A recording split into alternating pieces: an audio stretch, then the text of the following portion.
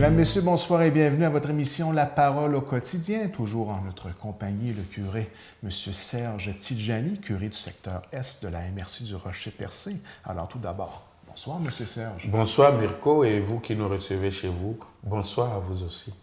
Alors, pour nous remettre en contexte, la dernière émission, aujourd'hui c'est la suite de la dernière émission. On est en plein début de la saison de pêche. On a parlé du contexte de la pêche à l'époque de Jésus la semaine dernière, ainsi que ce que pouvait représenter la mer et de l'importance que ça pouvait avoir et du modèle d'enseignement et d'inspiration que la pêche a été pour Jésus. Et alors, cette semaine, on va continuer un peu dans le même domaine. Oui, cette semaine, on va continuer parce que le souci, c'est de prendre le temps de vivre la parole au quotidien avec nos amis qui sont en cette période-ci à la pêche. Puis même s'ils ne sont pas devant nos écrans nécessairement, ils nous ont laissé, nous autres à la maison, ils ont laissé des familles, ils ont laissé des amis.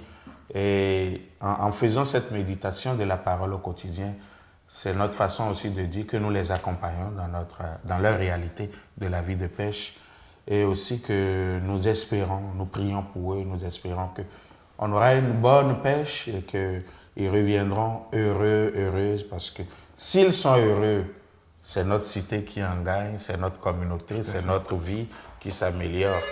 Et que surtout, il n'y aura pas de drame. Moi, je prie toujours pour ça avec nos amis les pêcheurs. Chaque année, quand la pêche commence, je dis, Seigneur, protège-les parce que c'est des pères ou des mères de famille. Protège-les pour qu'ils reviennent vraiment et qu'on soit heureux dans la cité. Justement, on a discuté beaucoup la semaine dernière que Jésus avait eu plusieurs contacts avec des pêcheurs. Même, on soulignait que parmi ses 12 apôtres, il y en avait 7 qui étaient des pêcheurs. Donc, ça a été vraiment présent dans la vie de Jésus. Est-ce que c'est arrivé concrètement que Jésus aille apporter secours directement à des pêcheurs qu'il côtoyait à cette époque? Oui, on peut au moins citer 3 évangiles. 3. Le premier, c'est quand Jésus, on finissait là-dessus la dernière fois, a fini de prêcher au bord de l'eau et qu'il dit à Pierre, dont il avait loué la barque pour s'asseoir pendant que les autres étaient sur la berge, lui il était sur la barque, donc comme un grand forum, l'eau lui servait de forum, d'estrade, puis lui il parlait au peuple. Il dit à Pierre, jette ton filet à droite, puis il ramasse tous ces poissons, ce qu'on a appelé la pêche miraculeuse. On va détailler ça tout à l'heure parce qu'il y a 2 variantes, 2 versions. Mais il y a aussi Jésus qui, un jour, avec ses disciples, était couché dans la barque et dormait de nuit probablement pendant que eux autres pêchaient ou traversaient l'eau, en tout cas. Puis ils ont commencé à avoir peur. Quand le vent s'est levé, la vague n'arrêtait plus. Et pendant ce temps, Monsieur Jésus dormait au fond. Alors ils vont aller le réveiller précipitamment. Seigneur, nous périssons. Cela ne te dit rien? Et Jésus se lève et il interpelle, c'est ça l'évangile nous dit, il interpelle le vent et les vagues et la mer se calme. Et d'ailleurs, cet événement dans l'évangile de Marc conduit les disciples à se poser la question, qui est-il donc celui-là pour que même la mer et les vagues lui obéissent? Et qui est-il? On sait que le seul à qui la mer et les vagues obéissent, c'est Dieu. Donc, il y avait déjà une attitude de profession de foi à Jésus dans cet événement où il calme la mer, la tempête et qu'il remet de l'ordre. Et d'ailleurs, il leur a dit, pourquoi vous n'avez pas eu assez de foi? Pourquoi vous avez peur? Pourquoi vous n'avez pas eu assez de foi? Donc, Jésus qui s'impose sur la nature, spécialement sur la mer, en calmant. Il y a aussi l'autre événement de Jésus qui, après la multiplication des pains, dont nous parlions la dernière fois, la multiplication des pains et des poissons, après cette multiplication, la nuit, il disparaît, les disciples reprennent la barque, et en pleine nuit, une tempête encore, puis ils voient quelqu'un, tout tremblant probablement, qui avançait vers eux. Et ils ont eu peur. Ils ont pris celui qui avançait comme un fantôme, et ils se sont mis à crier. On disait la dernière fois que la mer, c'est ce qui avait de plus affreux et de plus apeurant pour le juif. Voilà un exemple. Quelqu'un qui marche sur l'eau, ça ne peut être qu'un fantôme. Ils ont commencé à paniquer, à crier parce qu'ils sentaient qu'ils vont périr. Et Jésus va les calmer. C'est moi. Un événement au cours duquel Jésus va même, et Pierre va dire, si c'est vraiment toi, ordonne-moi que je marche moi aussi et que je vienne sur toi. Pierre qui marche sur l'eau, puis Pierre qui fait quelques pas, Pierre qui doute, qui hésite et qui commence à couler.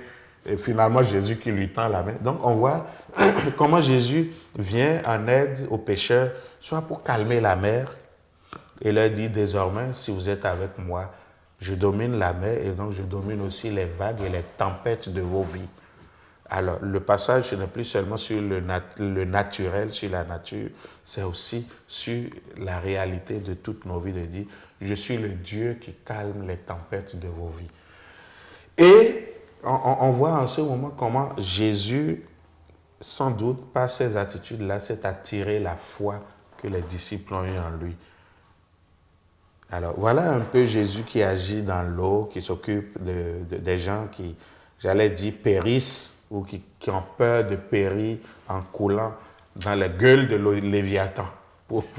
De par ces miracles, en guillemets, incluant aussi la fameuse pêche miraculeuse, ça a été un peu le moteur, ce qui a entamé le recrutement de disciples. Le recrutement des disciples. C'est là qu'il a commencé vraiment à souligner de façon significative le pouvoir qu'il avait. Qu'il avait. Oui. Parce qu'il les a probablement tellement fascinés que eux autres, ils ont compris qu'ils avaient un meilleur sens à donner à leur vie en le suivant plutôt qu'en restant pécheurs. Difficile de s'imaginer encore aujourd'hui ce qu'ils ont vécu. Là, on parle de ça d'un peu de façon détachée ce matin. Jésus marchait sur l'eau, Jésus est apparu parmi la tempête, la pêche miraculeuse. Mais imaginez-vous de l'avoir vécu sur le terrain, ça devait être... C'est leur vie qui était en danger, là. Oui, et puis ça a dû être pratiquement traumatisant. Traumatisant pour eux. Ouais. C'est leur vie qui était en danger.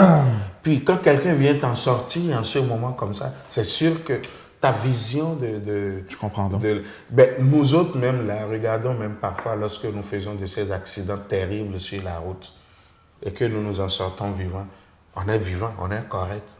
Mais remarquez comment nous autres, on parle beaucoup de chocs nerveux aussi ici au Québec, mais remarquez comment nous sommes encore difficiles à ramener sur terre. C'est vrai.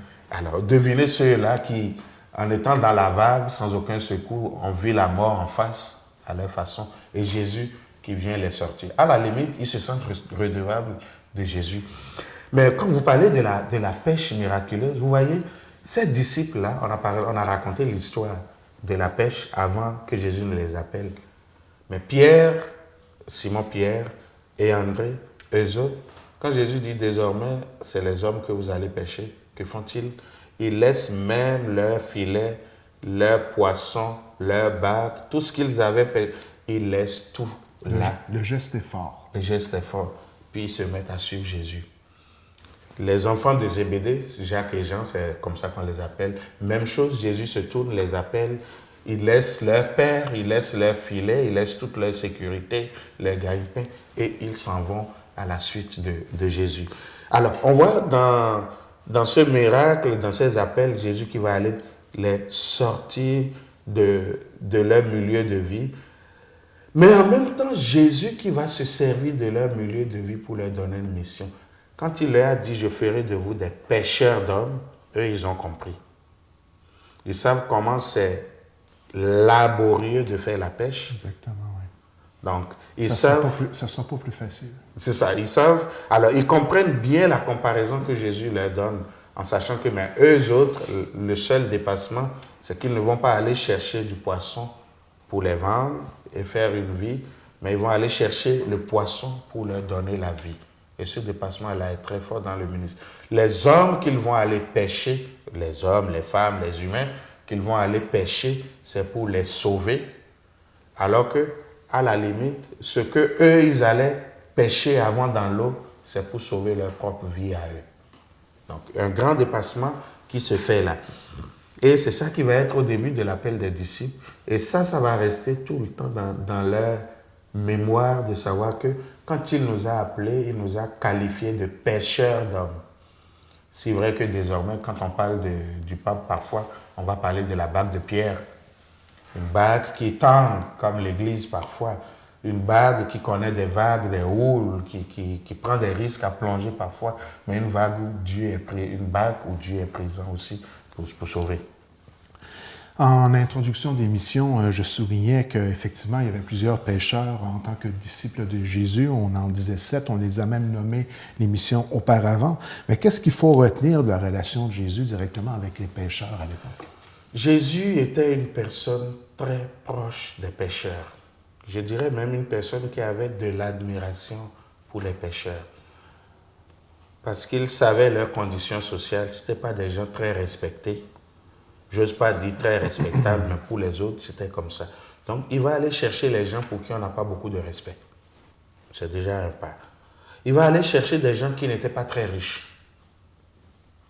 Il va aller chercher des gens qui vivent de façon, j'allais dire, qui vivent de façon non sécuritaire.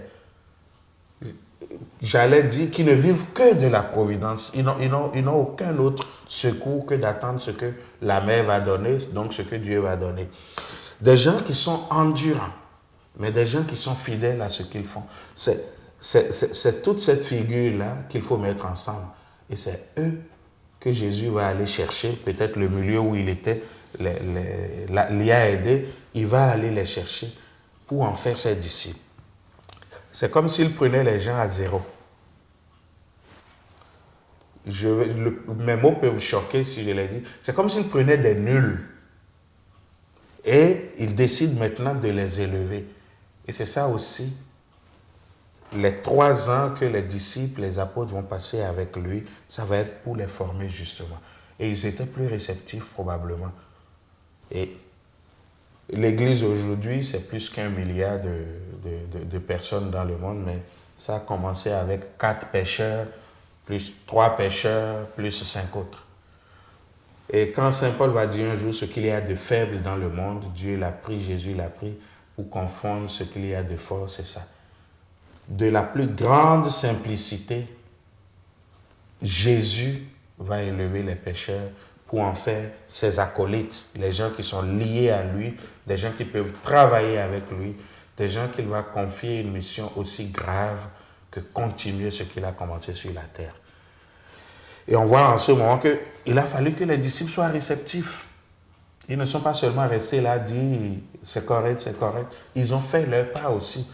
Jésus leur a fait de la considération, mais ils ont répondu à cette considération aussi. Donc ça a été une chimie parfaite, un appel parfait, une concordance parfaite entre Jésus et ces pécheurs-là. Et je pense que nos amis qui sont sur le fleuve Saint-Laurent ou qui sont plus loin, jusque dans le Nouveau-Brunswick ou à Anticosti, en cette période-ci, moi je leur dis toujours, si vous êtes dans la barque, que vous soyez 2 ou 3 ou seul ou en équipe, il y a au moins quelqu'un qui sait ce que vous vivez mieux que quiconque. C'est Jésus. Pas parce qu'il est le Dieu tout-puissant là, mais parce qu'il a vécu ça avec d'autres. Et je leur dis, ne partez jamais sans cette conviction que Jésus vous accompagne dans votre pêche. Et s'il y a des jours où vous voyez que c'est plus dur sur votre corps, appelez-le, il est capable de nous aider. Il y a des jours où ça ne donne pas, où vous avez passé la nuit, la pêche ne produit pas, priez-le aussi. C'est notre foi de dire, ben, tu es là avec moi, tu sais que j'ai besoin de ça pour ma vie, j'ai besoin de ça. Nous, on dirait ici pour payer mes factures, pour faire ma vie. Ok, aide-moi, Jésus. Il l'a fait pour Pierre, il l'a fait pour Jacques, Jean, André et les 3 autres, Nathanaël, tout ça. Il a fait ça. Pourquoi il ne me le ferait pas aujourd'hui si on a la foi en lui? Donc, Jésus est vraiment proche des pécheurs. C'est l'ami des pécheurs. Et c'est ce que je veux que nous aussi, en Gaspésie, on puisse comprendre dans ces périodes-ci où parfois quand on écoute les gens dans les médias ou on nous écoute là-bas, on pense que nous on ne fait rien ici, nos pécheurs ne font rien, c'est des saisonniers. Mais non, c'est pas vrai. Ils vivent des situations de vie pas toujours faciles et ils font ce qu'il y a de mieux pour bâtir. Et Jésus leur a donné du respect et nous apprend nous aussi, peu importe où on est, à donner du respect à ces personnes-là qui au lieu de passer la nuit douillette dans leur lit, sont dans l'eau pour aller chercher ce qu'il faut manger et nous rapporter aussi ce qu'il faut manger. Et il faudrait aussi qu'on ait cette attitude d'admiration, de reconnaissance et de soutien envers nos hommes et nos femmes qui aujourd'hui vont à la pêche pour leur bien et pour notre bien aussi. C'est tout de même très intéressant de découvrir que non seulement la pêche et les pêcheurs ont une importance significative au niveau de notre évangile. Et aujourd'hui, nous allons découvrir un fait quand même assez spécial. On souriait un peu en préparation d'entrevue sur l'importance du poisson comme symbole au niveau de la religion catholique. Et moi, j'avais parfois remarqué qu'au niveau de la façon avec laquelle vous vous habillez nécessairement pour célébrer, vous avez un linceul qu'on appelle... une étole. Une étole, excusez-moi. Oui, j'avais une étole. C'est dans le tombeau de Jésus, ça. Je mélangeais un peu. Et puis, on voit des poissons. Oui. Et puis, ça a une signification toute particulière. C'est sûr. Merci Mirko de le dire, parce que c'est très fort ce symbole-là, le symbole du poisson. Vous savez, le signe des chrétiens, c'est la croix. C'est clair. Et dès que je vois une croix quelque part, je peux dire au moins, c'est un chrétien. Je ne sais pas si c'est un catholique ou un protestant ou tout ce que vous voulez, mais je peux au moins dire, c'est un chrétien. Mais ce signe-là, au début de l'Église, il ne faut pas oublier que les chrétiens ont été longtemps persécutés, au moins pendant 2 siècles. Alors, ce n'était pas évident de montrer la croix. Alors, les chrétiens avaient créé un code.